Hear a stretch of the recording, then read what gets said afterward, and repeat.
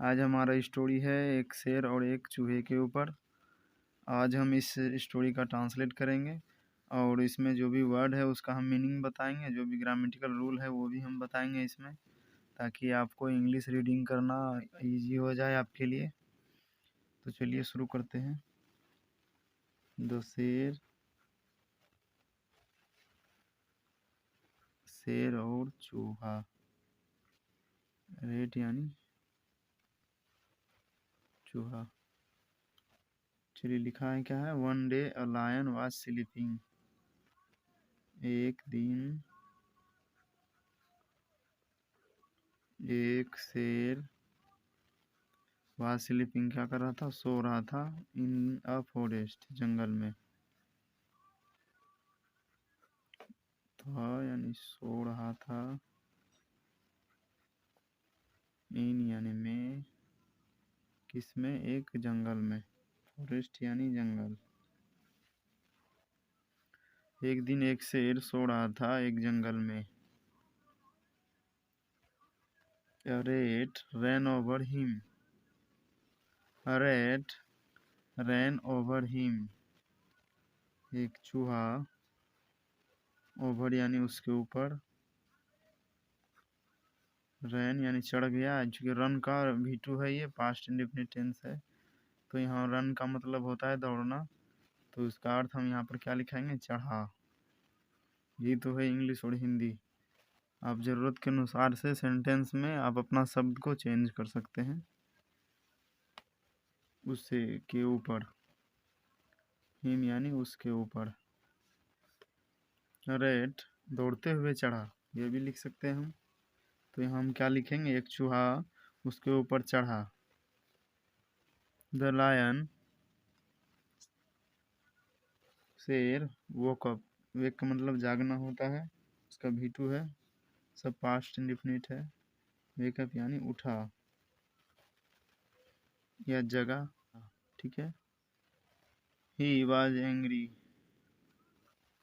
वो क्या हुआ, गुस्सा हुआ। वाज एंग्री यानी क्रोधित हो गया, क्रोधित हुआ। ही कॉट द रैट, उसने या वह, कैच का V2 है, ये पास्ट इंडेफिनिट टेंस है। कॉट यानी पकड़ा, इसको, चूहे को, चूहे को, वो चूहे को पकड़ा। He wanted to kill it, वह, वांट मतलब चाहना, वांटेड है चाहा, क्या करने के लिए, टू किल यानी मारने के लिए। इसको, उसे यानी चूहे को, इट यानी उसे। द रैट प्रेड,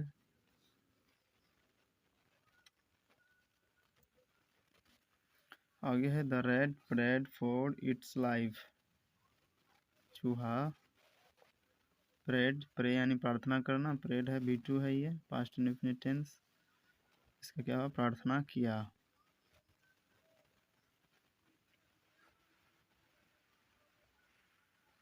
प्रार्थना किया किसके लिए, फॉर यानी के लिए, इट्स लाइफ जीवन, जीवन एक स्त्रीलिंग वर्ड है, या जान, तो यहाँ लिखेंगे क्या, अपनी जान के लिए या जीवन के लिए। जो प्रार्थना किया अपनी जान के लिए। It promised to help the lion someday, और उसके बदले में क्या कहा, वादा किया उसने शेर से एक दिन उसकी सहायता करने की। इट प्रोमिस्ड, वादा किया। इट यानी उसने, किसने, चूहे ने। टू हेल्प यानी सहायता करने की,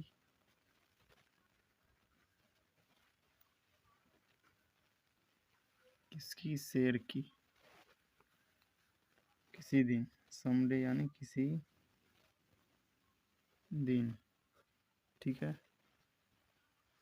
वो अपने जान की प्रार्थना की और उसने उसके बदले में वादा किया कि मैं तुम्हारी सहायता करूंगा किसी दिन, ठीक है। The lion laughed, at this. Laugh यानी हंसना, लाफ यानी हंसा, लाफ्ड हंसा।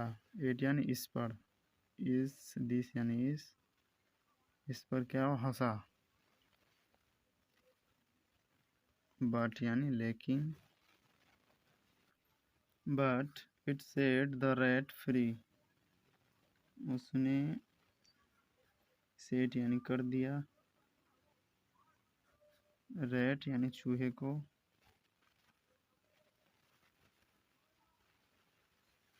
क्या कर दिया, आज़ाद कर दिया या मुक्त कर दिया। लेकिन उसने चूहे को आज़ाद कर दिया। वन डे एक दिन, द लायन शेर was caught in a hunter's net, शेर क्या हुआ, वह एक शिकारी के जाल में फंसा या फंस गया। वाज caught, केच का B2 है, ये पास्ट इंडेफिनिट टेंस है। caught यानी फंसा या पकड़ा गया। तो यहाँ क्या लिखेंगे हम, अपनी आवश्यकता के अनुसार शब्द को उसके सेंटेंस से जोड़ेंगे हम। यहाँ क्या है, आगे पढ़ते हैं। ये है caught, इसको छोड़ देते हैं हम, बाद में लिखते हैं इसको। The lion was caught in a hunter's net, वह जाल में फंसा, किसके, इन यानी में, एक शिकारी, हंटर्स अपस्टोपी एस है, काकी की हो जाएगा उसका अर्थ, के जाल में, जाल में यहाँ लिख दिया, क्या हुआ, फंसा या फंस गया। वाज का अर्थ हम नहीं लगाएंगे क्योंकि ये पास्ट इंडेफिनिट टेंस है। तो यहाँ गया है, आ है, ई है, इसका अर्थ होता है पास्ट में इस सेंटेंस को पहचानने का, past indefinite tense. He could not get out of it, वह उससे बाहर नहीं निकल सका। गेट आउट यानी नहीं निकल सका बाहर।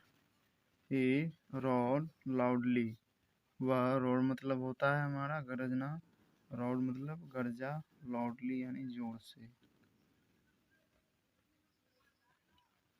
The rat heard it and, चूहा सुना, यार मतलब सुनना होता है। heard it यानी उसे या इसे सुना, और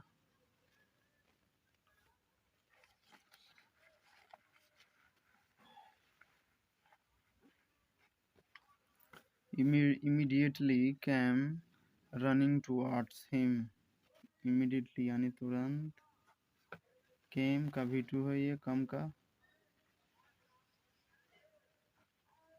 आया, कम का V2 है, पास्ट इंडेफिनिट टेंस है। रनिंग टुवार्ड्स यानी दौड़ते हुए, दौड़ते हुए, टुवार्ड्स उसकी ओर या उसके पास, हिम यानी उसके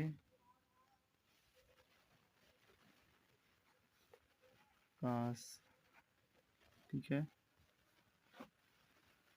द रैट हर्ड इट, चूहा उसे सुना, किसकी, उसकी आवाज़ को, जोर से चिल्लाया से, और इमीडिएटली तुरंत आया किसके पास, शेर के पास।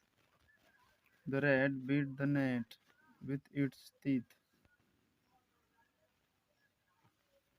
चूहे ने क्या किया, बीट यानी काटा, द नेट यानी किसको, जाल को, विथ इट्स टीथ, विथ यानी किससे, अपने दांतों से, दांतों से, ठीक है। चुआया और उसने अपने दांतों से जाल को काटा। It set the lion free, उसके बाद क्या हुआ, उसने किया, सेट द लायन फ्री, शेर को मुक्त या आज़ाद, उसने शेर को मुक्त कर दिया। जब तक आप ट्रांसलेशन नहीं सीखेंगे, उस वर्ड का मीनिंग नहीं समझेंगे, ग्रामेटिकल रूल नहीं समझेंगे, तो आप किसी भी इंग्लिश बुक का या सेंटेंस का उसका सही से अर्थ नहीं लगा सकेंगे और सही से स्पीकिंग भी नहीं कर सकेंगे। जब तक आप मन में ट्रांसलेट नहीं करेंगे किसी सेंटेंस का तो आप उसको स्पोकन यानी बोलेंगे कैसे।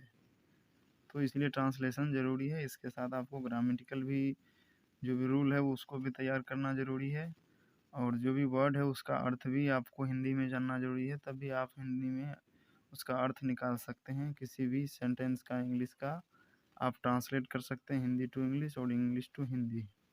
इस स्टोरी के ज़रिए आप हिंदी टू इंग्लिश और इंग्लिश टू हिंदी दोनों में से आप ट्रांसलेट कर सकते हैं एक दूसरे को।